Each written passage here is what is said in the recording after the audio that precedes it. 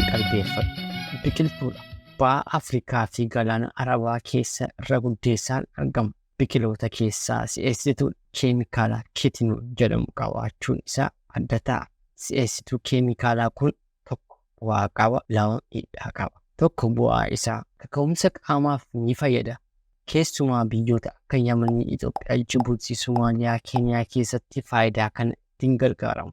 Irra caalaatti osoo hojii hin eegaliin akka kakaastuu qaamaatti fayyadamu. Garuu biyyoota baay'ee keessatti dhiibbaa inni qabu irraa ka'uun daangaa seeraan kan dhorkamedha. Biqilaan kun maal jechuun keessa hin oolu. Biqilaan kun caatii jedhamuun beekama. Lama miidhaa isaa hirkattummaa xiinsammuu fida. Dhibee dhiibbaa dhiigaa fida. Rakkoo garaachaa qaqqabsiisa. Fedhii nyaataa hir'isa. Dhiphina sammuu akkasuma irra jireessaan fedhii saalqunnamtii hir'isuu miidhaa geessisa. Waan dhaggeeffattaniif galatoomaa.